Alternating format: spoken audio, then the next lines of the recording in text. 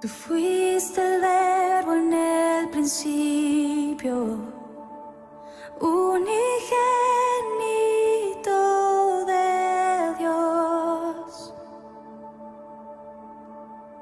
El misterio de tu gloria, revelado en tu amor.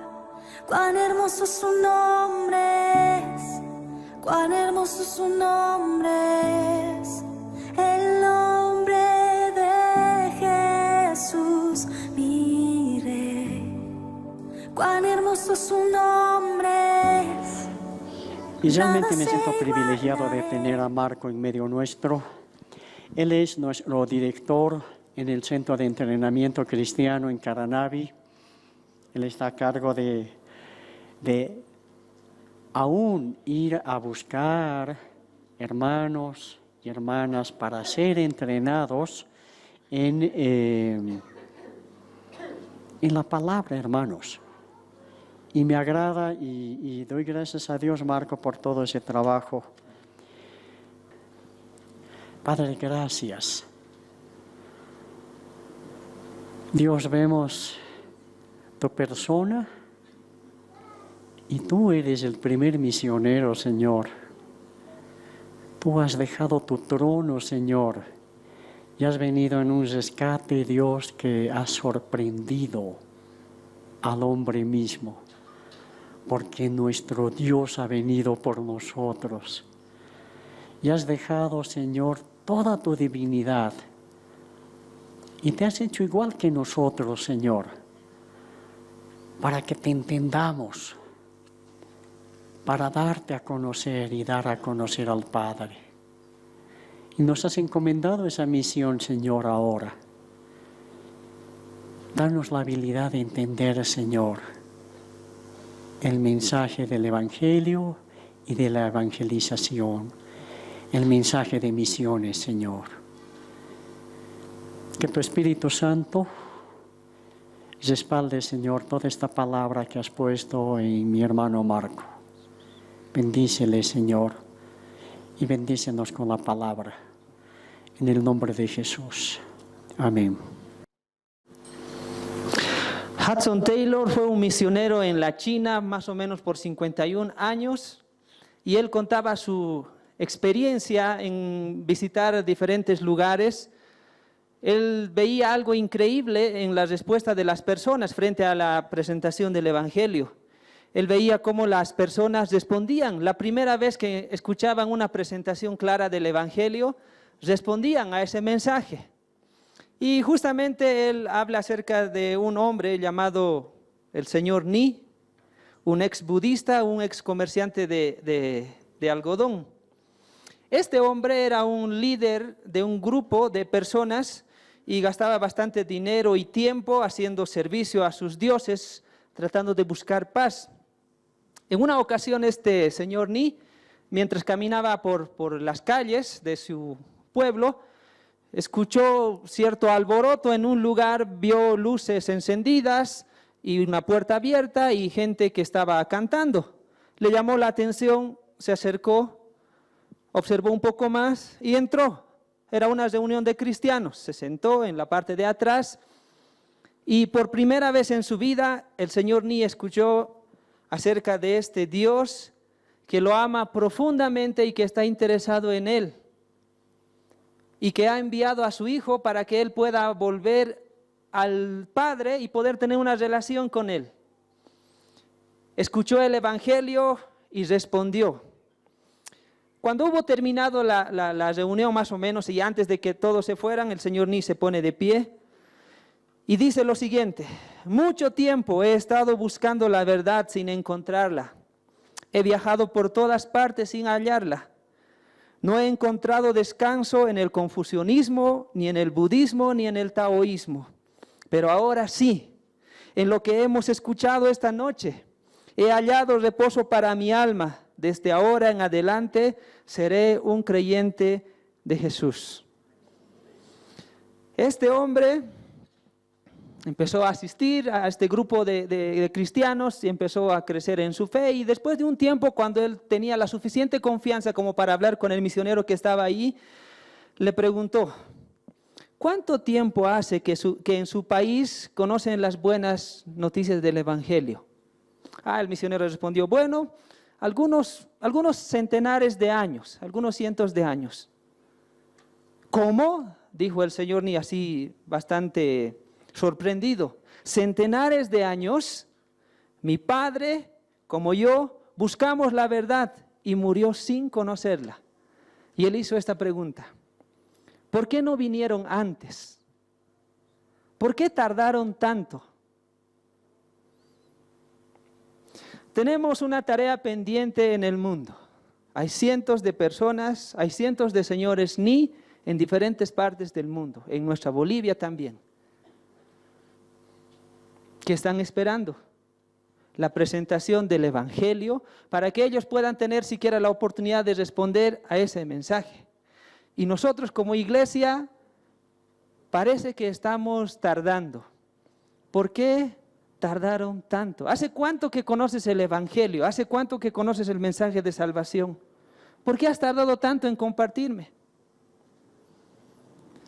Han pasado muchísimos años, una década por lo menos después del trabajo de Hudson Taylor en la India, y todavía tenemos esta tarea pendiente. Y cuando vemos estas banderas y cuando hablamos de misiones, uno se pregunta: ¿y qué es lo que debería motivarnos para hacer misiones? ¿Cuál es la motivación? Porque ciertamente podemos motivar de diferentes maneras para que nosotros como creyentes y la iglesia pueda responder a misiones. Una de las motivaciones podría ser hacerles sentir culpables, porque no están haciendo nada, están cómodamente sentados y tenemos las comodidades, y uno se puede sentir bastante culpable y condenado. Y puede responder hasta cierto punto para involucrarse de alguna manera en misiones o por lo menos dar una ofrenda. Pero la culpabilidad no es una buena motivación. Y tampoco la necesidad, porque hermanos, en el mundo, en cualquier parte donde uno vaya, y no necesita ir lejos, en nuestro país tenemos necesidad. El norte de Potosí, y ustedes como paseños saben que en este mes de diciembre se van a inundar de paisanos míos, potosinos del norte de Potosí, que van a llegar para poder buscar alguna ayuda para poder volver luego a sus pueblitos. Entonces la necesidad tampoco es una buena motivación, porque necesidad hay en todo lado. La pregunta es: ¿cuál es la motivación para hacer misiones? Podemos ir al libro de los Salmos, por favor, capítulo 67. Salmos, capítulo 67. Dice: Dios tenga misericordia de nosotros y nos bendiga. Eso es lo que queremos, que tenga misericordia de mí y me bendiga. Haga resplandecer su rostro sobre nosotros, que esté complacido. ¿Para qué? Para que sea conocida en la tierra tu camino, en todas las naciones tu salvación. Te alaben los pueblos, oh Dios, todos los pueblos te alaben. Alégrense y gócense las naciones, porque juzgarás los pueblos con equidad y pastorearás las naciones en la tierra. Te alaben los pueblos, oh Dios, todos los pueblos te alaben. La tierra dará su fruto, nos bendecirá Dios, el Dios nuestro. Bendíganos Dios y témanlo todos los términos de la tierra. Si ustedes habrán observado en 2 ocasiones, el salmista repite y dice: te alaben los pueblos, oh Dios, todos los pueblos te alaben. ¿Cuál es la motivación para hacer misiones? Esto: que todos los pueblos te alaben, todos los pueblos te conozcan. ¿Saben? En realidad, hermanos, ¿saben por qué hacemos misiones? Y este es el primer punto. Es porque Dios tiene una misión. Dios tiene una misión. Y la misión que tiene Dios es de que todos los pueblos le alaben. En el libro de Apocalipsis, capítulo 5, versículo 9 y 10, dice: Y cantaban los 4 seres, bueno, ahí estaban 4 seres vivientes y 24 ancianos. Dice, y cantaban un nuevo cántico diciendo, digno es de tomar el libro y de abrir sus sellos, porque tú fuiste inmolado y con tu sangre nos has redimido para Dios de todo linaje y lengua y pueblo y nación. Y nos has hecho para nuestro Dios reyes y sacerdotes y reinaremos sobre la tierra. Y más adelante en el capítulo 7 dice, versículo 9 y 10 también, del capítulo 7 de Apocalipsis. Después de esto miré y apareció una multitud, dice la versión internacional, tomada de todas las naciones, tribus, pueblos y lenguas. Era tan grande que nadie podía contarla. Estaban de pie delante del trono y del Cordero, vestidos de túnicas blancas y con ramas de palma en la mano. Gritaban a gran voz, la salvación viene de nuestro Dios que está sentado en el trono y del Cordero. Apocalipsis, nosotros tenemos como cristianos la bendición de ver el final de la historia. Sabemos cómo va a terminar la historia de la humanidad. Y ciertamente el libro de Apocalipsis es un libro muy hermoso en el sentido de que nos muestra la victoria final del Cordero. Y este es el final. El final de la historia de la humanidad termina en una reunión grande, de una gran multitud, de todas partes, reunidas en una celebración, adorando, reconociendo al Cordero que fue inmolado. Ese es el final de la historia. El propósito de Dios es de reunir un pueblo para sí mismo que lo adore. El propósito, por tanto, universal de Dios es muy claro y es que Él busca adoradores de todas partes de la tierra, reunidos en una celebración. ¿Quién no te temerá, oh Señor, y glorificará tu nombre? Pues solo tú eres santo, por lo cual todas las naciones vendrán y te adorarán, porque tus juicios se han manifestado. Acá vemos una multitud de personas reunidas de todas las lenguas, de todas las tribus, de todas las naciones, celebrando. Y hasta cierto punto, esta celebración, hermanos, es un reflejo de eso. Acá tenemos de diferentes lugares. Hay entre nosotros aymaras, quechuas, ¿no? Hermanos de aquí, de allá, inclusive de otros países. Hasta cierto punto, esa es una anticipación de lo que va a ser realmente. Nosotros tenemos la bendición de saber cómo va a terminar la historia, y la historia va a terminar en una reunión de todas las naciones, de todas las lenguas, de todas las tribus, adorando al Señor. Entonces, la misión de Dios es que lo adoren. Por tanto, la obra misionera no es la meta final de la iglesia. La meta final de la iglesia o la meta final de las misiones es la adoración. Las misiones existen porque la adoración no existe en su plenitud. Y cuando termine esta era y los incontables millones de redimidos finalmente sean reunidos y doblen su rodilla ante el trono, las misiones van a acabar.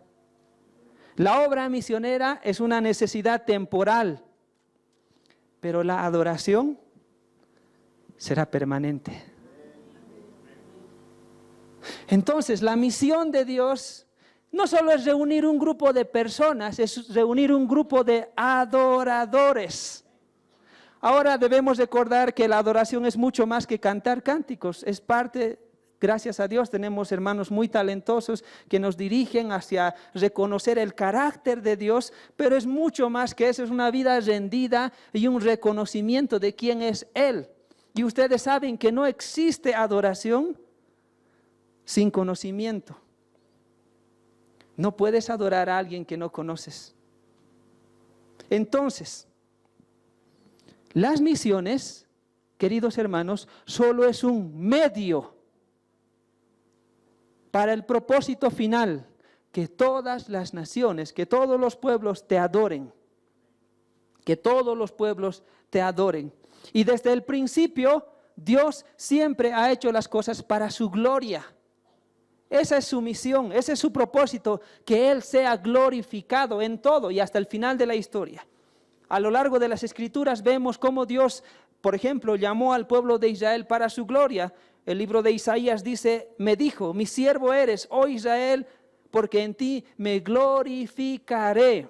Y más adelante, en el libro de Jeremías dice, hice que se juntara a mí toda la casa de Israel y toda la casa de Judá, dice Jehová, para que fueran mi pueblo y para renombre, para alabanza y para honra. El mismo Señor Jesús buscó la gloria del Padre, el que habla por su propia cuenta. Su propia gloria busca, pero el que busca la gloria del que lo envió, ese es verdadero y no hay en él injusticia. Y también nos dice a nosotros como pueblo de Dios, así alumbre vuestra luz delante de los hombres para que vean vuestras buenas obras y glorifiquen a vuestro Padre que está en los cielos. El mismo Espíritu Santo trae gloria al Padre. Él me glorificará, habla Jesús, porque tomará de lo mío y lo hará saber. Y finalmente nos dice, cualquier cosa que ustedes hagan debe ser para glorificarle. Si pues coméis o bebéis o hacéis cualquier otra cosa, hacedlo todo para la gloria de Dios.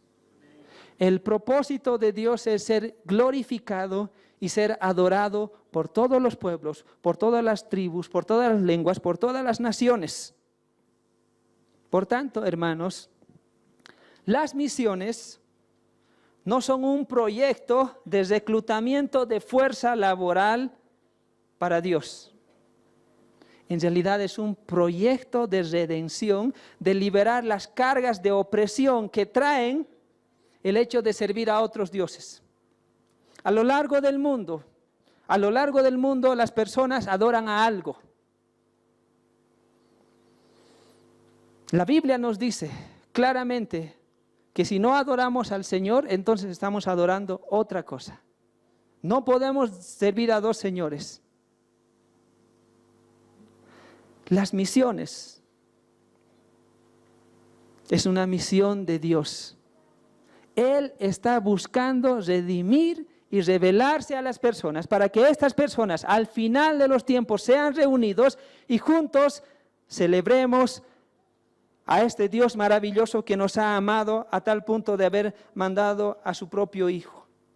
Y hay por lo menos dos cosas que deberían motivar en nosotros y debería despertar en nosotros en este tiempo y más adelante también adoración al Señor. Me da mucha tristeza, y esto pasa en todas las iglesias, pasa en mi iglesia, en Caranavi, pasa en otras iglesias, que hay personas que ciertamente asisten a los cultos, a nuestras reuniones, pero no están adorando. Y con esto no estoy diciendo que estén cerrando sus ojos o levantando las manos o que inclusive estén inclinados. Simplemente hay personas que están sentadas y son apáticas e indiferentes. Están acá, pero en realidad no están. ¿Se imaginan si al final de los tiempos y el propósito final es reunir adoradores al final de los tiempos? ¿Se imaginan si acá no podemos hacer eso? ¿Y saben por qué no adoramos? Porque no lo conocemos. Si lo conocieras, y no me refiero que no lo has recibido como Salvador, ese es el principio en realidad. Y esta es la vida eterna, no que recibamos al Señor, nos muramos y esperamos ir al cielo. El libro de Juan en el capítulo 17:3 dice, y esta es la vida eterna, que te conozcan a ti, el único Dios verdadero, y a Jesucristo a quien has enviado. Cuando tú le conoces, ¿cómo es Él? Lo vas a adorar. Pero si no lo conoces, no lo vas a hacer. Y hay tanto por lo cual podemos glorificarle y adorarle. Una de esas cosas es su misericordia. El libro de Romanos capítulo 15, versículos 7 al 9 dice, por lo tanto, en la versión Nueva Traducción Viviente dice, acéptense unos a otros, tal como Cristo los aceptó a ustedes para que Dios reciba la gloria. Y recuerden que Cristo vino a servir a los judíos para demostrar que Dios es fiel a las promesas que les hizo a los antepasados de ellos. También vino para que los gentiles, nosotros, le dieran la gloria a Dios por la misericordia que Él tuvo con ellos. A eso se refería el salmista cuando escribió: por eso te alabaré entre los gentiles, cantaré alabanzas a tu nombre. Misericordia, hermanos, es no recibir aquello que mereces. Eso es misericordia. A veces decimos: Dios no es justo. En realidad, si Él hiciera justicia con nosotros, ninguno de nosotros estaríamos acá. Ninguno de nosotros. Dice que sus misericordias son nuevas cada día. No te da lo que mereces. ¿Acaso eso no es motivo para adorar? Pero por supuesto, no solo por su misericordia, sino también por su gracia. En el libro de Efesios por lo menos menciona 3 veces para gloria de Dios, para gloria de Dios. A lo largo de Efesios nos muestra que hemos sido escogidos, hemos sido adoptados para su gloria. Luego, que hemos sido separados, que hemos sido redimidos, hemos sido adoptados y el Espíritu Santo ha venido a morar en nosotros para alabanza de su gloria. Por tanto, hermanos, Dios tiene una misión. La misión de Dios es redimir y reunir adoradores de todas las naciones, de todas las tribus, de todas las lenguas. La segunda cosa, Dios nos comisiona y nos invita a participar en su misión. No es tu misión, no es la misión de la iglesia, es la misión de Dios. Y Él te invita. Y a lo largo de la historia Dios ha contado con que aquellos que lo servían participaran de su misión. Noé, por ejemplo, construyó el arca a través del cual podía salvarse esa generación. Lamentablemente no respondieron. Más adelante vemos cómo Dios escoge todo un pueblo entero, el pueblo de Israel, para que sean sus testigos ante las naciones. Y en este tiempo, Dios ha llamado a su iglesia para que sea instrumento para que puedan participar de su misión. Dijimos que Dios escogió al pueblo de Israel para que fueran participantes especiales en su plan para redimir a todo el género humano. Eso lo vemos claramente cuando hizo su promesa al padre de la misión, de la nación de Israel, a Abraham. Capítulo 12, versículo 3 del Génesis dice: bendeciré a quienes te bendigan y maldeciré a quienes te traten con desprecio. En la versión Nueva Traducción Viviente: todas las familias de la tierra serán bendecidas por medio de ti. Israel fue un instrumento y sabemos que al final la bendición a las familias llegaría a través del descendiente de Abraham, que es el hijo de Abraham, el Mesías, el Salvador, Jesucristo. Pero la intención de Dios al escoger al pueblo de Israel como pueblo especial y darles sus promesas, darles sus leyes, fue con el propósito de que ellos fueran testigos para las demás naciones. El lugar donde ellos fueron establecidos era un lugar estratégico, era la ruta comercial del mundo antiguo entre Egipto y Babilonia. Entonces el comercio y la gente se movía a través de esa ruta y Dios los estableció en ese lugar. Y para que sean un pueblo especial, les dio sus leyes para que pudieran vivir de esa manera. En el monte Sinaí Dios les da sus leyes y les hace un llamado especial. Encontramos en el libro de Éxodo: y Moisés subió a Dios y Jehová lo llamó desde el monte diciendo: así dirás a la casa de Jacob y anunciarás a los hijos de Israel: vosotros visteis lo que hice a los egipcios y cómo os tomé sobre alas de águila y os he traído a mí. Ahora pues, si diereis oído a mi voz y guardareis mi pacto, vosotros seréis mi especial tesoro sobre todos los pueblos, porque mía es toda la tierra, y vosotros seréis reino de sacerdotes y gente santa. Estas son las palabras que dirás a los hijos de Israel. 3 cosas por lo menos que dice el Señor que haría con el pueblo de Israel si ellos vivieran de acuerdo a la ley del Señor. Serían un pueblo especial, sería un reino de sacerdotes o sacerdotes y gente santa. Ustedes saben que los sacerdotes son puestos para ser intermediarios entre Dios y los hombres. Esa era la función. En el pueblo de Israel había toda una tribu que estaba específicamente designada para ser sacerdotes, la tribu de Leví. Y dentro de esa tribu, una familia que fuera de la cual vendrían el sumo sacerdote. Ellos estaban puestos para interceder a Dios por el pueblo y para comunicar el mensaje de Dios al pueblo. Esa es la función del sacerdote. La pregunta es, si toda la nación de Israel sería llamada un reino de sacerdotes, ¿a quién representarían? A las demás naciones. Cuando Salomón dedicó el templo, aún el templo tenía un propósito de que la gente pudiera venir, gente que no fuera hebrea, que no fuera de Israel, viniera y adorara al Señor. Entonces, la obediencia, sabemos que en el caso de Israel fracasaron. Una y otra vez a lo largo de todo el Antiguo Testamento encontramos la rebelión del pueblo de Israel y cómo se alejó finalmente hasta que fueron dispersados y fueron llevados al exilio porque no obedecieron y no vivieron de acuerdo obedeciendo a la ley, a la palabra del Señor.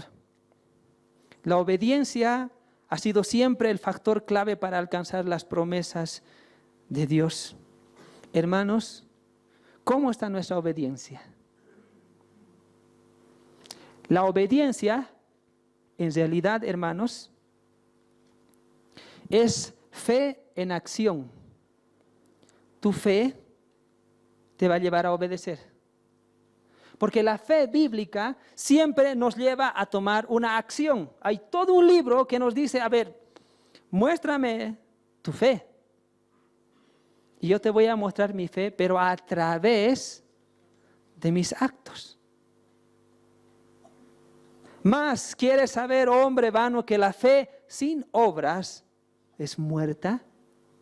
Yo tengo fe, dice, pero si no tienes una vida de obediencia, en realidad, ¿qué clase de fe tienes? Porque vemos en las Escrituras, fe te lleva a obedecer. Noé escuchó que Dios mandaría un diluvio y que la única manera de hacer o de salvarse era a través de la construcción de un arca. Creyó, y ustedes saben que en ese tiempo no había lluvia, pero él creyó y ese creer le llevó a hacer el arca. Dios llamó a Abraham y le dijo que le daría una tierra por heredad, una descendencia, y le creyó. ¿Y qué es lo próximo que vemos? Abraham saliendo de su tierra. La fe nos lleva a obediencia. ¿Cómo está tu obediencia? Tenemos un pasaje muy conocido en el libro de Mateo capítulo 28, el versículo 18 hasta el 20 dice: Jesús se acercó entonces a ellos y les dijo: se me ha dado toda autoridad en el cielo y en la tierra, por tanto vayan y hagan discípulos de todas las naciones, bautizándolos en el nombre del Padre y del Hijo y del Espíritu Santo, enseñándoles a obedecer todo lo que les he mandado a ustedes. Y les aseguro que estaré con ustedes siempre hasta el fin del mundo. Vayan. Vayan y hagan discípulos. ¿Cómo está tu obediencia? No, pues hermano, mira, yo tengo un trabajo, tengo una familia, ¿cómo es posible que pueda ir? Y no estoy hablando de que tienes que salir de Bolivia. En realidad esta palabra id es un mandato, pero también tiene la idea de mientras estás yendo, mientras te estás moviendo. Ahora, nosotros tenemos diferentes actividades, diferentes compromisos. No todos son misioneros, algunos tenemos el privilegio de servir al Señor, es verdad. Entre comillas voy a poner a tiempo completo, pero en realidad todos servimos al Señor a tiempo completo. Todos servimos al Señor a tiempo completo. No, pero hermano, ¿cómo a tiempo completo? Yo tengo mi trabajo, yo trabajo 8 horas, ¿no? Pero recuerden, sea lo que fuera que hagas, hazlo para la gloria de Dios. Vayan y hagan discípulos. Esta es una comisión, pero también es una invitación. Y ciertamente hacer este trabajo, hermanos, es muy difícil. Ahora, acá, en realidad, el trabajo misionero no termina con la evangelización. Porque aquí dice, no dice las Escrituras vayan y compártanles el evangelio. En realidad dice vayan y hagan discípulos. Y para hacer discípulos, por supuesto que primero tienes que compartir el evangelio. No puedes discipular a alguien que no es creyente. O sí podrías hacerlo, en realidad a veces lo hacemos en la iglesia. A veces lo hacemos y los pastores hay que tener mucho cuidado en eso porque podemos estar haciendo creer a las personas que son cuando no son, en realidad. Pero la invitación y la comisión es vayan y hagan discípulos. Ahora, tú no necesitas ser misionero para discipular a alguien. Porque el discipulado, por supuesto, primero tiene que conocer al Señor. Y el discipulado es este proceso de acompañarlo para crecer y conocer al Señor. Porque tenemos en nuestras congregaciones personas que han tomado una decisión por Jesús, pero no son adoradores. ¿Y saben por qué no son adoradores? Porque no están caminando conociéndole a Él. Ese es el proceso de discipulado. Y tú no necesitas ser un misionero para discipular, ni haber tomado clases de teología. Ojalá que así, si alguien tiene la oportunidad, ayuda a eso. Porque el discipulado no es, muy bien, a ver, voy a reunir un grupo de personas y vamos a estudiar este texto. 12 pasos del discipulado. Muy bien, hemos terminado el texto, listo, ya estás discipulado. Ustedes saben que no es así, ¿no es cierto? Porque el discipulado es el acompañamiento de vida. Tú eres madre de familia. Tu responsabilidad es compartir el evangelio con tus hijos y discipularles. No puedes dejar ese trabajo a los maestros de escuela dominical, es tu trabajo. Y no necesitas ser misionera para eso. ¿Acaso no te gustaría que tu hijo, que tu hija pueda estar en esta gran reunión de celebración, adorando con otras personas a este Dios maravilloso que es misericordioso y lleno de gracia? Por supuesto que sí. Otros tienen la oportunidad de trabajar. Por ejemplo, si hay algún colega acá que trabaje en el área de la educación como profesor, hermanos, es increíble el lugar donde Dios te ha puesto. El lugar de influencia. Es verdad, por todas las leyes y por todas las cosas que ahora se han establecido con nuestro actual gobierno, a veces no tenemos tanta libertad, pero no necesitas hablar muchas veces. Necesitas mostrarles. Entonces, mientras estás yendo, mientras estás en tu trabajo, haz discípulos. Y si alguno de acá tiene un llamado de Dios para salir a las naciones, adelante. Pero tú no puedes decir que no puedes estar involucrado en misiones. Porque no, yo soy estudiante en la universidad o soy empleado en alguna oficina, en alguna empresa, no soy madre de familia. Hermanos, ninguno de nosotros, porque recuerden, la misión de Dios es que todas las lenguas, todas las tribus, todas las naciones le adoren. Mientras estás yendo, haz discípulos. Y este trabajo ciertamente por nosotros mismos es imposible. No puedes hacer eso. Y gracias a Dios tenemos su promesa de que yo voy a estar contigo todos los días hasta el final de los tiempos. Pero no solamente eso, Hechos 1:8 dice, pero cuando venga el Espíritu Santo sobre ustedes, recibirán poder y serán mis testigos, tanto en Jerusalén como en Judea y Samaria y hasta los confines de la tierra. En Jerusalén, en Samaria, en Judea y en todos los lugares al mismo tiempo. Somos llamados y somos comisionados. ¿Cómo está tu obediencia? ¿Y cuál debe ser nuestra motivación para responder a este llamado? En una ocasión vemos la historia del joven rico, se acerca a Jesús y le dice, maestro, bueno, ¿qué haré para heredar la vida eterna? Y Jesús le dice, muy bien, repite esta oración conmigo. No fue así, ¿no? ¿Ustedes han leído? En realidad le va a examinar las motivaciones de su corazón y sabemos que finalmente este muchacho se va triste. Un mal evangelista, el Señor. Perdió la oportunidad de evangelizar a alguien. La evangelización es mucho más que hacerles repetir una oración, es que entiendan el evangelio. Y es la motivación de su corazón. No quiso dejar sus riquezas, se fue. Y Pedro le dice, Señor, o más bien dice, el Señor Jesús hace una declaración, es imposible que los hombres o que los ricos entren al reino de los cielos. Y los discípulos se asombran y dicen, pero entonces, ¿cómo es posible que entonces? Y él dice, para las personas es imposible, para Dios no.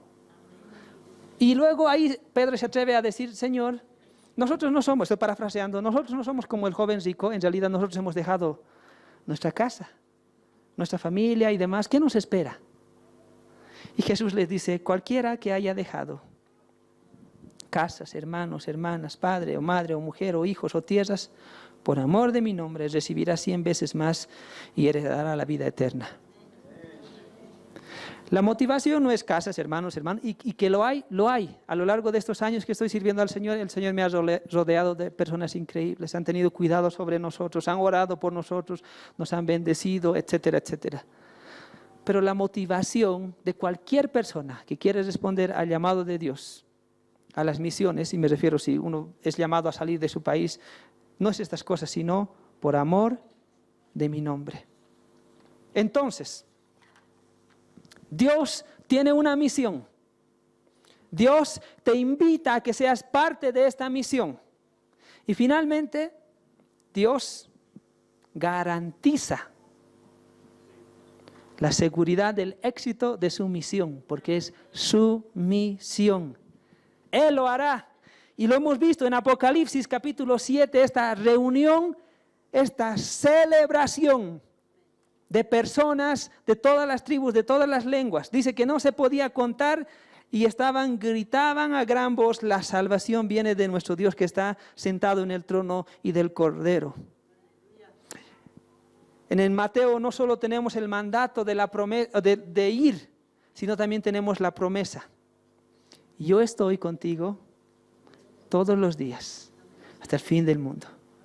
Entonces, cuando uno emprende un trabajo misionero, a veces uno tiene miedo. Por ejemplo, nosotros con la escuela de discipulado en el SEC, salimos a hacer cruzada, trabajo de evangelismo como parte de nuestro entrenamiento, y vamos a diferentes comunidades. Usamos diferentes métodos para compartir el evangelio, pero varios de los chicos es su primera vez que van a compartir el evangelio públicamente o personalmente, y tienen miedo y dicen, ¿cómo lo voy a hacer? Por ahí me equivoco, ¿cómo voy a responder?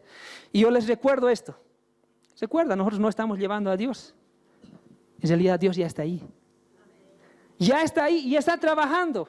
Nosotros tenemos que ser lo suficientemente sensibles para ver qué Él está haciendo y ser parte de eso. Hay por lo menos un ejemplito acá que tenemos en el libro de los Hechos. 2 citas simplemente para ya ir terminando. Una noche el Señor le dijo a Pablo en una visión, no tengas miedo, sigue hablando y no calles, pues estoy contigo. Aunque te ataquen, no voy a dejar que nadie te haga daño porque tengo mucha gente en esta ciudad. Estaba yendo a un pueblo a evangelizar, a compartir del Señor. Y no había creyentes ahí, pero el Señor le dice, no tengas miedo, sabes, yo tengo gente ahí.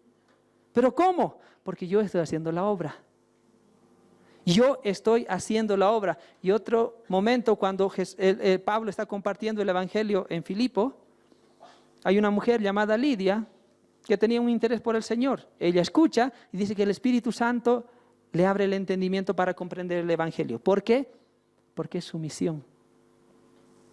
Hermanos, la reunión de cientos de adoradores al final de los tiempos será un éxito, porque no depende de ti. Si tú hoy no respondes al llamado de Dios, y no me refiero a salir de tu país, me refiero a que inviertas tu vida en la misión de Dios, sea en tu Jerusalén, sea en tu Judea o sea en Samaria. Si tú no respondes, Dios no va a decir, caramba, qué macana, ahora pucha, ¿qué voy a hacer? No sé, fulano de tal, Elizabeth o Mario o quien sea, no ha respondido a mi llamado, ahora ¿qué hago? Pucha, caramba, era mi ficha clave, era. No, hermano, no se va a hacer lío. No se va a hacer lío, pero tú habrás perdido la oportunidad de ser usado por el Señor, porque qué tremenda emoción será cuando yo esté con otras personas a quienes he compartido el Evangelio, juntos estemos en esa reunión y yo quizá voy a hacer eso. Un amigo, el que me ha compartido el Evangelio y ha sido usado por Dios, joven, ha partido al Señor.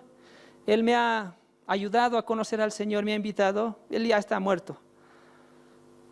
Pero en esa reunión quizá yo tenga la oportunidad de buscarle y le tome de la mano o le abrace y diga, oye, gracias. Gracias por haberme hablado del Señor. Y juntos vamos a adorar. Mientras Dios no es adorado, otras cosas serán adorados. Hermano, ¿estás haciendo tu parte en el trabajo? ¿Estás haciendo tu parte en lo que Dios nos ha comisionado? ¿Cómo estás respondiendo al llamado del Señor? Trabajad por la comida.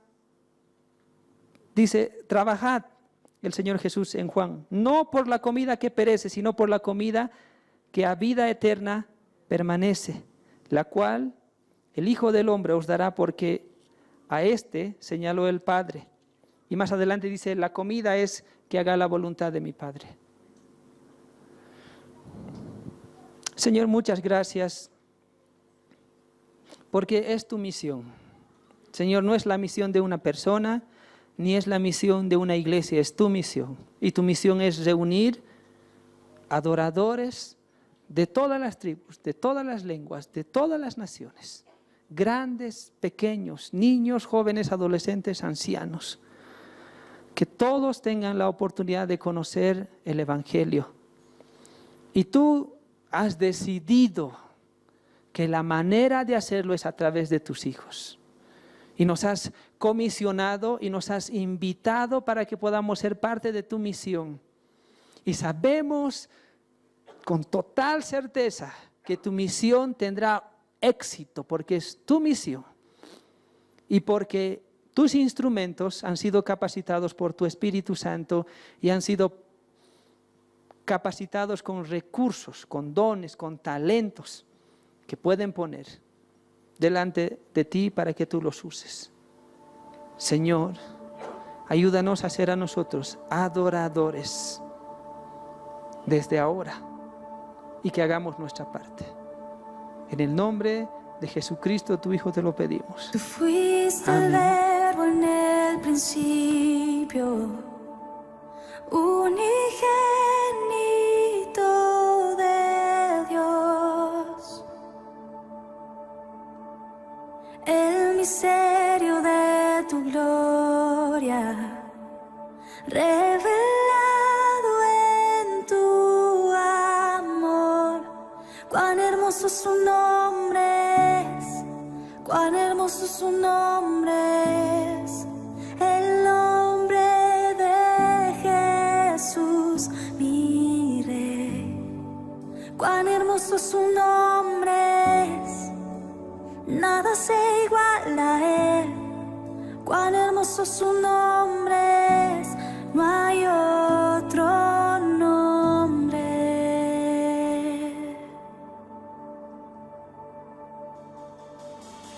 Dejaste el cielo por salvarme, me viniste a rescatar. Mi transgresión tú perdonaste, nada nos separará. Majestuoso su nombre es, majestuoso su nombre es, el nombre de Jesús, mi Rey. Majestuoso su nombre es, nada se iguala a él. Majestuoso su nombre es, no hay otro nombre. Majestuoso su nombre es, no hay otro nombre.